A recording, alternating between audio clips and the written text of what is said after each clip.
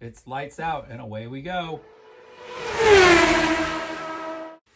Hello and welcome back. My name is Celeste. My name's Chris. And you found UnqualiF1ed again. How? Maybe you're lucky. Maybe you just stumbled across this. It is 2 days after the 70th Anniversary Grand Prix at Silverstone. Did you know it was 70?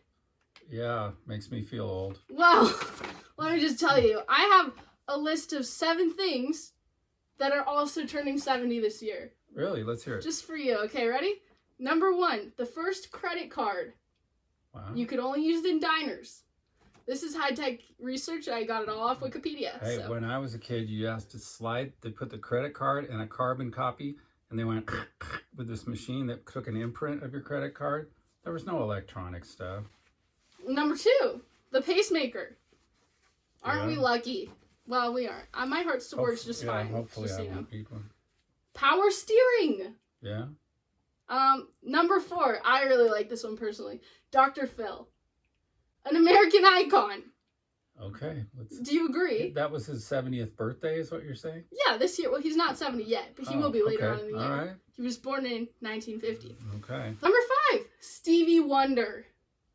Wow. Now, was Stevie Wonder born blind, or did he turn blind? He was born prematurely, and he had to be given oxygen. And back then, they didn't realize that giving too much oxygen in the oxygen tent disrupted the blood vessels in the back of your retina, causing your retina to be damaged. Wow. It was called retinopathy of prematurity. That's the kind of knowledge you only get from a scientist. I went to college for Say that stuff. Say it with me. 1, 2, 3, science fact. Ready? 1, 2, 3, science fact. Really good stuff. Number 6, the element californium. Wow. I couldn't tell you anything about it besides the fact they can Google it. Okay, this is the 7th one. Oh, I forgot to mention. Californium was actually invented or named or whatever the day after my birthday on February 9th. Okay, now What a fun everybody out connection. there knows some personal information. That I'll could tell you my steal your social identity. security number next week. Yeah, always next week. Okay, this one's actually, it's a little morally questionable, but it's I'm gonna say it wrong because say it with me, unqualified. Thank you. Myxomatosis. You know what that is? That is a disease that was introduced into Australia to control the population of rabbits. Wow. 1950. I thought, 1950 they weren't doing Genetic anything. engineering. Don't even get me started. Okay. Okay, speaking of 70, I'd like to discuss with you something. It has nothing to do with the year 70, but 70, when I say it, it makes an S sound. And you know what else starts with S? Sebastian Vettel. Okay, here's my unique point of view on this. I've been doing ballet since I was, 3? Yeah, maybe you should splice in a picture of a point shoe at this point. Get it? At this point. Nobody gets my feet pics. Okay, you can moving only on. for purchase. Okay. Anyways, so as a ballerina, I do lots of turns, pirouettes, if you will. Sebastian had a little spin himself. If I were to rate that spin, I would give it a 2 out of 5. You know why? Because it didn't complete. Yeah. He pulled out of it. He started it, and he didn't follow through with it, It was not a full spin. I'd have to give it a 2 out of 5. Do you have any thoughts about spinning? Well, I heard Brundle make a good comment. Let me see if I can remember it. His ambition exceeded his... I can't remember now. Performance. We'll just say performance. No, it was another thing that started with an A. I can't. Ability. Maybe. But it was something to do with traction. Sorry, actually. Martin Brundle, if you're watching. Okay, you can edit that out. Okay. We'll look it up. Well, since ambition exceeded... Since we're on the subject of Sebastian, here's a question that many people have been asking. Is Sebastian just in a slump, or is this the end? I think he's in a slump because his relationship with the team has deteriorated and he's getting psyched out by it. I'm so glad you mentioned that because you know what I like to say? I like to say life imitates art, okay? And you know what the perfect analogy for this is? is Pixar's probably their greatest creation, the movie Cars. And I'm not talking about Cars 1. Because Cars 1, you know, we can use that in a different... That's more of a Fernando Alonso situation, right? Because, you know, Lightning, he had a bad relationship with his team. He was getting a little too cocky. Not that Fernando's cocky. I'm just saying he has a little... Anyways, and so he, you know, got injured, whatever. Cars 3 is where it's at, okay? In Cars 3, let me give you a little plot rundown. Call us movie phone. At this point in the movie franchise, so Lightning McQueen is a veteran. And he's you know, call him Lewis Hamilton if you will, but you actually can't because Lewis Hamilton was also in that movie. All right, good, whatever. Okay, so he's a veteran. All these guys he's grown up racing with are also veterans. But suddenly, all these new kids come on the scene. They're all electric cars. The movie's quite shady. If you watch it, you can say what you will. But he gets dropped by the team after he gets injured. He gets dropped. He gets forced into a new team where he has to, you know, train in different ways. And, you know, he ends up, you know, doing some things. He was a little bit successful, but ultimately he retires anyways. This is the connection I'm trying to make, okay? Right now, Sebastian is a veteran, and all of these young guys, go ahead and list them. Charles, Lando, George, Alex, they're all coming up. Pierre. Max, hello. Gasly. Pierre too. They're all coming up, and they're putting pressure on the veterans. Some, like Kimi, don't care. But Sebastian, I think, is feeling the pressure. And he's not just feeling the pressure there, but he's feeling it on the team because the whole team is a little wackadoodle right now. They're all scattered up. Well, and Charles consistently outqualifies him. Shade room. Yeah. So my question is, do you think life will truly imitate art? He's already been dropped by the team. Will he go to a new team and then ultimately retire the next year? Will he go to a new team and stay there for a couple years but not do that well? Or will he just retire? Or will he go to some other form of racing that has fenders, and then when they bump into each other, it's not quite such an issue? You made that joke about Romain Grosjean last week. Well... You're getting old. Okay, now we're going to go to a new segment. We're going to call this Technical Talk with Chris.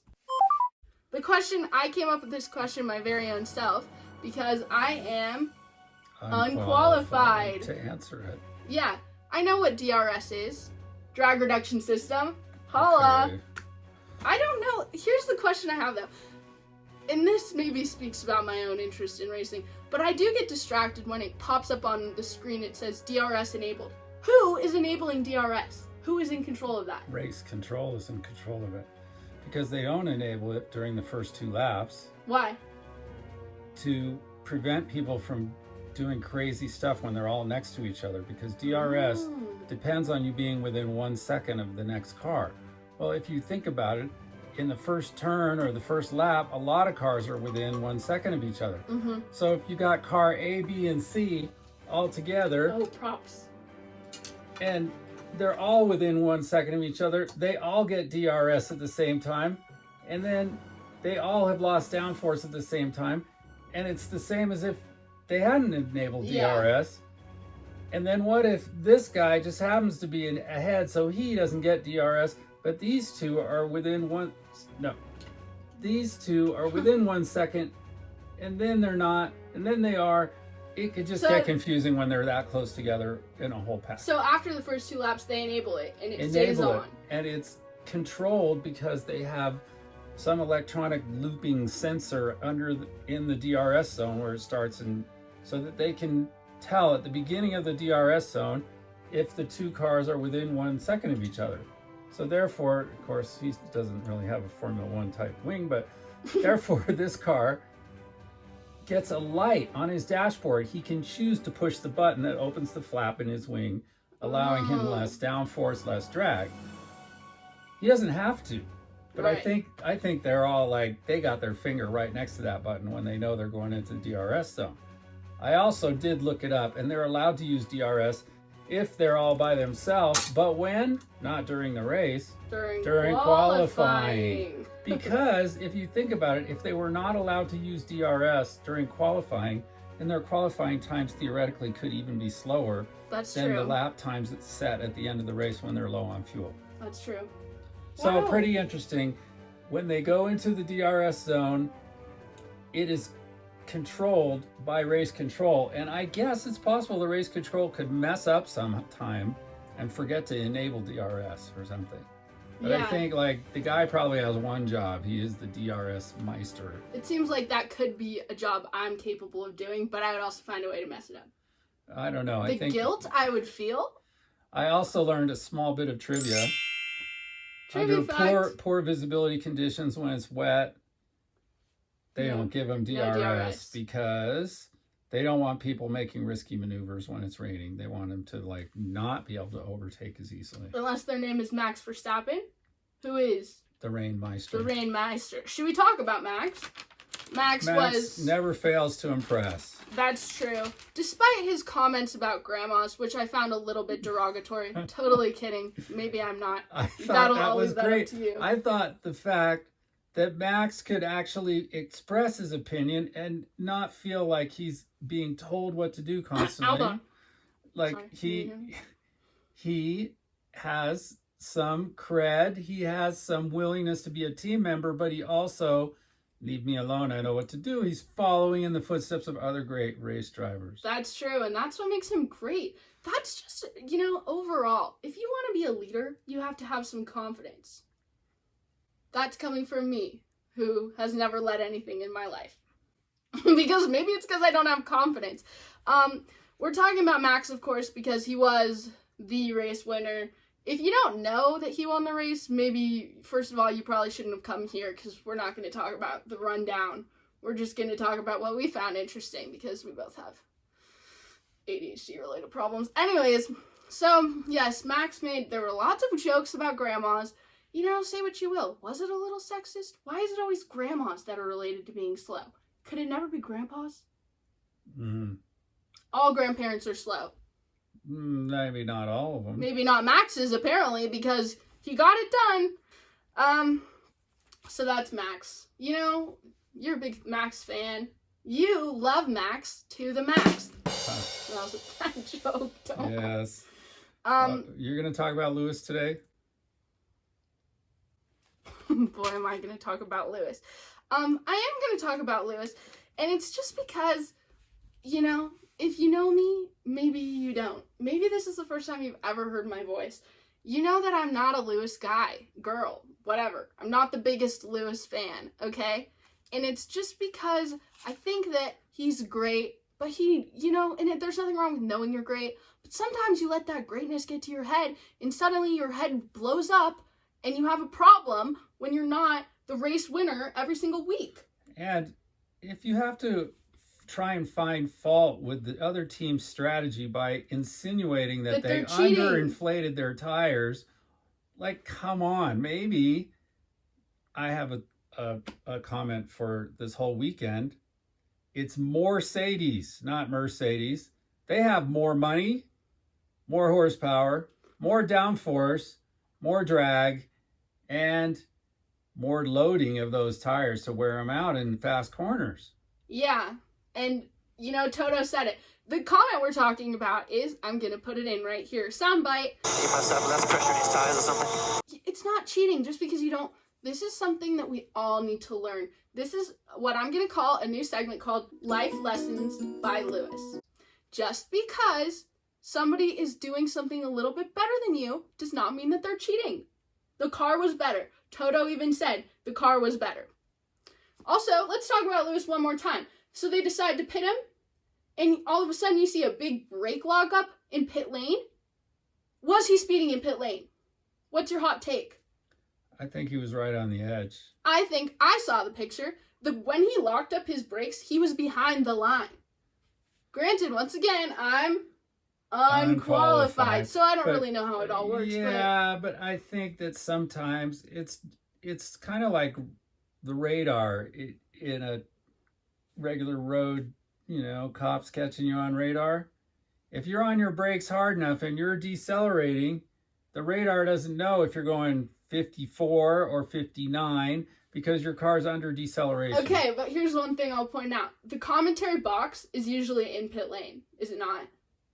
So if Martin Brundle is in the commentary box and said, I wonder if he'll get a penalty for speeding in pit lane, he's right there. He can see it clearly. Well, I think with the FIA pretends that they're Helen Keller.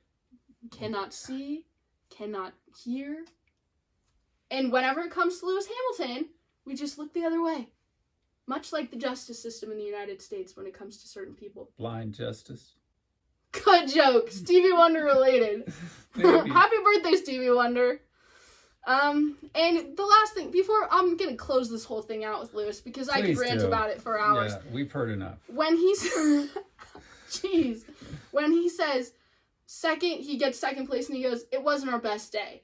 Come on, Lewis. When you have Charles is in a Ferrari, which are huge championship winning cars, and he's saying, for fourth place feels like a win. Count your blessings. It's like salt in the wound, you know? Anyways, let's move on.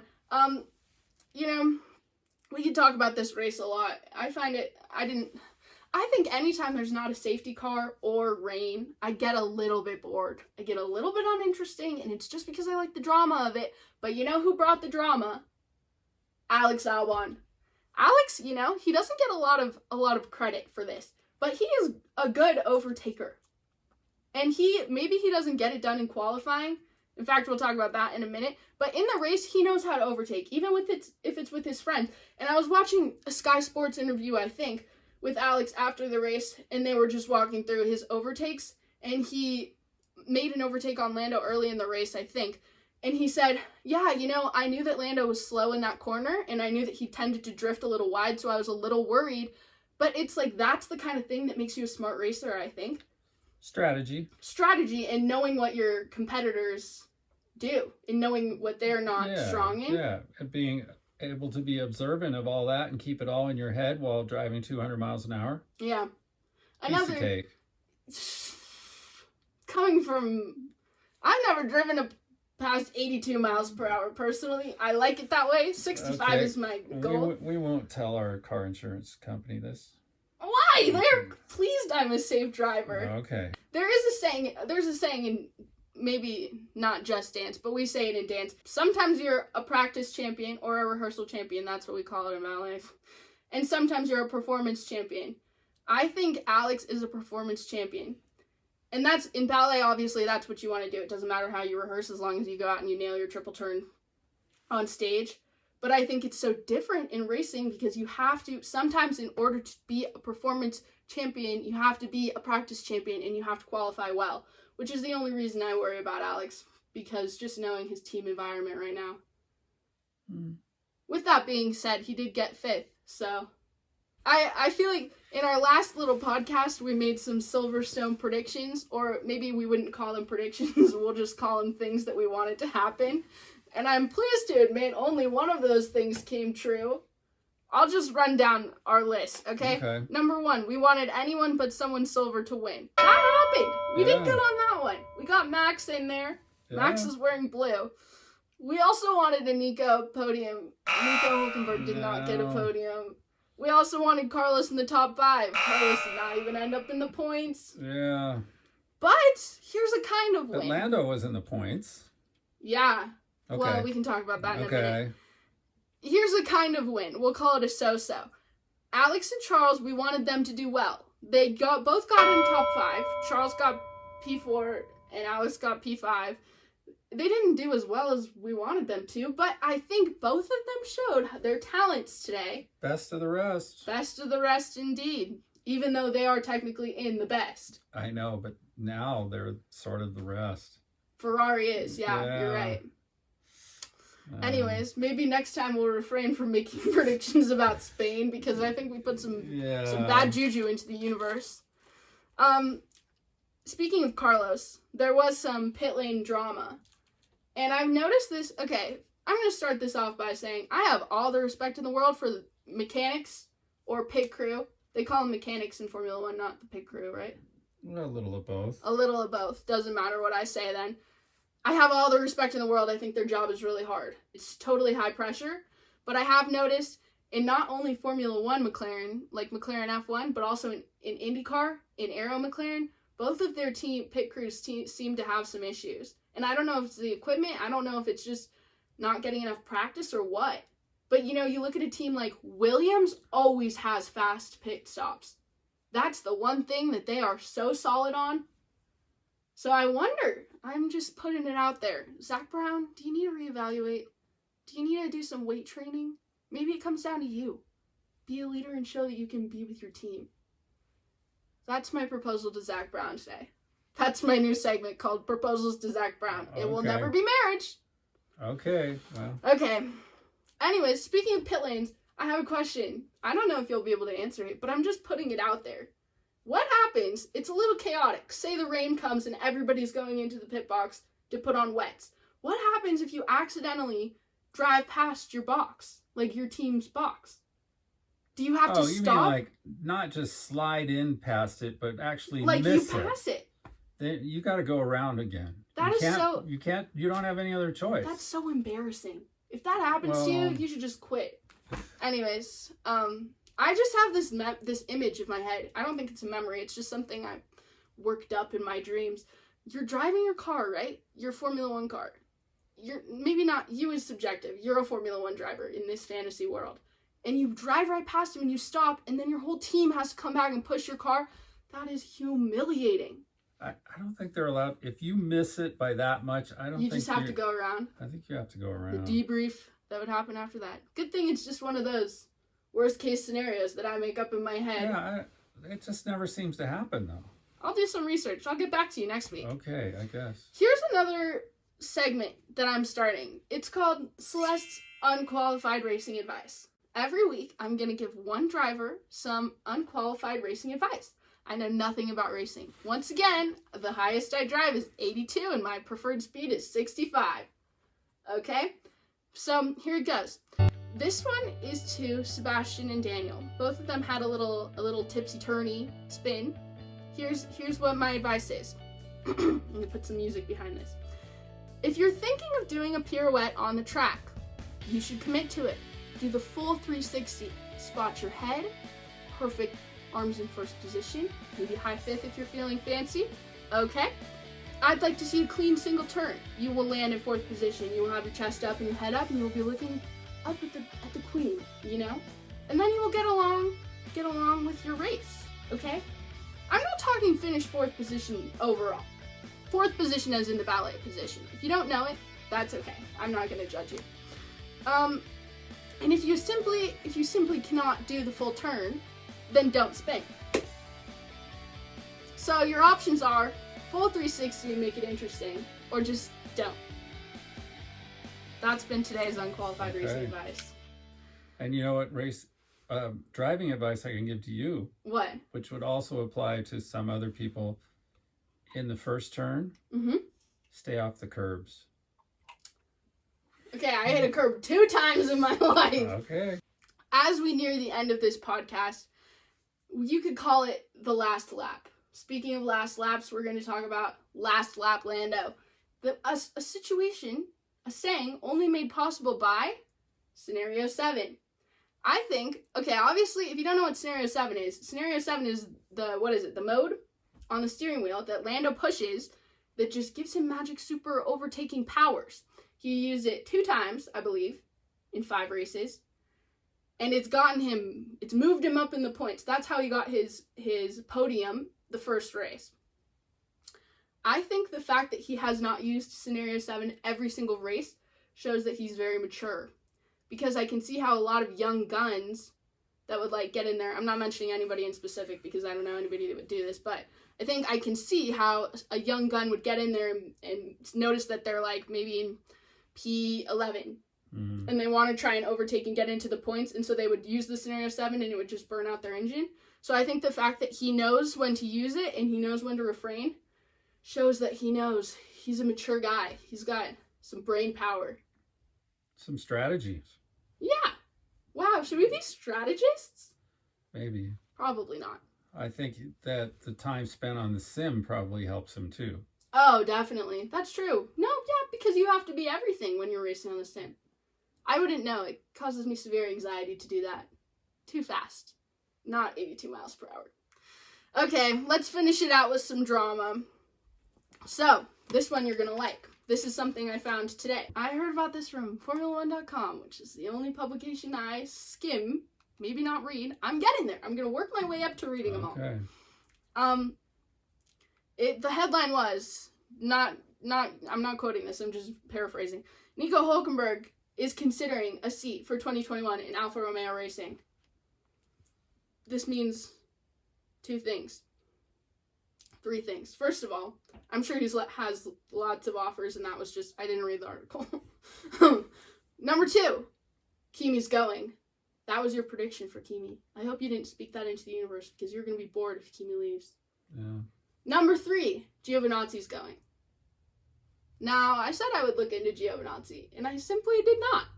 So maybe we're going to do a whole video about just all of the drivers that I don't know anything about. Low profile drivers. Yeah. Anyways, what are your thoughts? Would you like to see good old Nico Hülkenberg in white and red? I don't know. They're pretty low in the points right now. Yeah. I would rather see him get into a team that is going to give him an opportunity to be Racing earning Point. some points. Yeah. I'd love to see him go to Racing Point, although I'd be sad for Lance and I'd be sad for Checo, especially Checo. But while we're on the topic of Nico Hülkenberg, there was a big story that broke from the former president,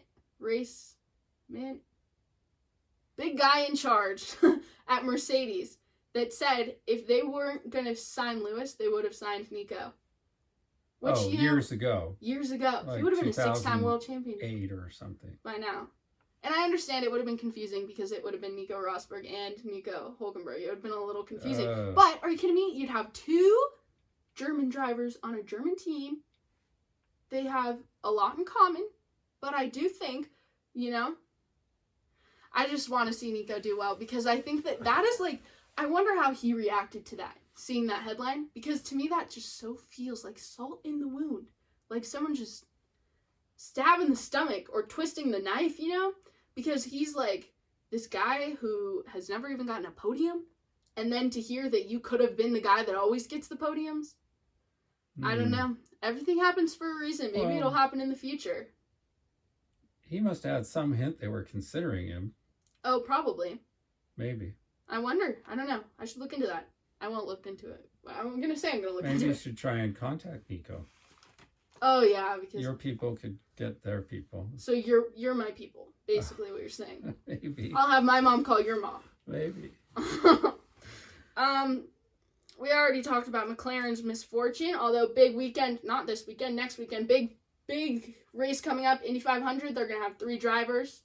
We're going to do a whole podcast about the Indy 500 because Indy is where our hearts lay.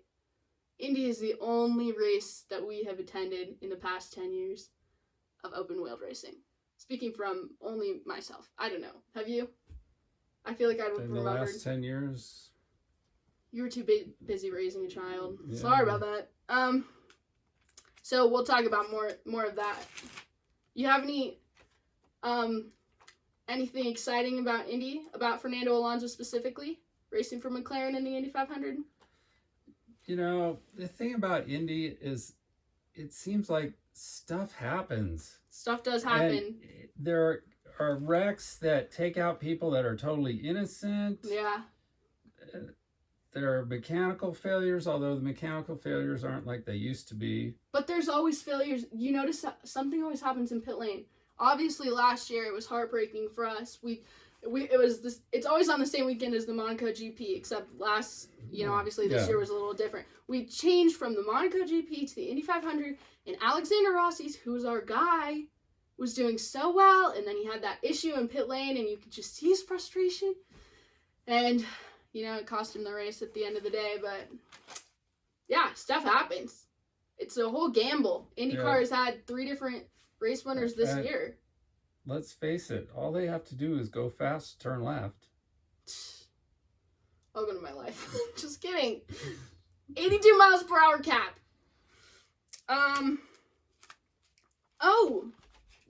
There's all the ongoing drama with the protest of the Racing Point, you know, all of these teams talked big talk. McLaren, Renault, Ferrari, Williams were all like, we're going to protest it. Ferrari and Renault were the only ones that followed through. McLaren backed off. Did you know about that?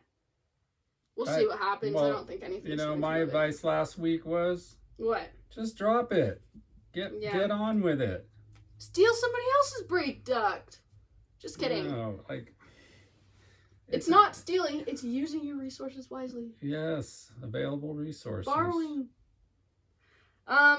Let's wrap this up. I know I said we weren't going to make any Spain predictions, but do you have any predictions for Spain? Well, since it's Carlos's home Grand Prix, maybe not a podium, but at least a top, I'm going to call it top 7. Top 7. And I have a fortune for Carlos. This is the thing he does. It says, take risks. The payoff will be grand. Unless your crew messes it up.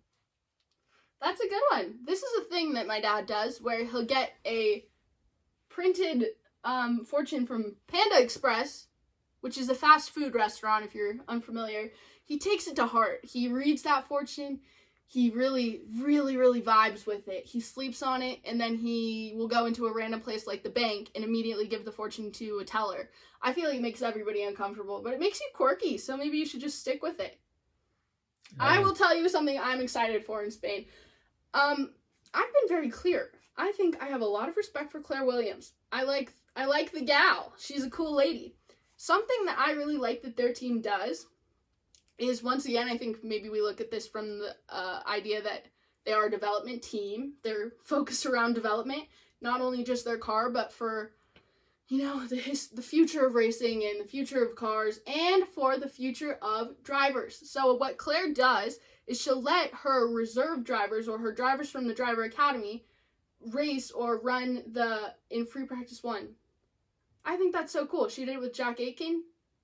She's going to do it with another dude. I don't know who it was. I don't look, but I don't know. I just think that's really cool. I think that's how George probably got started too. And, you know, maybe she'll fall in love. Not in that way. She will come to admire. Come to admire in a professional manner what these young kids have to do. And then she will show these other teams that they deserve a chance. I think that's really cool of her. Claire Williams fan. Okay, but let's clarify that. Can it clarify that there are other teams that let their development drivers in P1? But she just makes a regular. Yeah, I've just noticed it just this season because I think Jack Aitken did it early, maybe Austria or something. I don't know either. All right, I think that's all we have. So your official Spain prediction is it a hope or Carlos is it a prediction? in the top 8? I'm gonna say, I don't know. I don't like to make predictions because I don't like to get disappointed when it doesn't come true. So that's all I have to say. Next week, we are going to be putting out our Indy 500 special. Get excited. Get pumped. Okay, I am excited. Rev it up. That was a car pun for you. Yes. Thank you for tuning in. If you liked this, come on back. We'll be here. We have nothing better to do in our spare time. Because we are unqualified and unable to travel the world. Bye!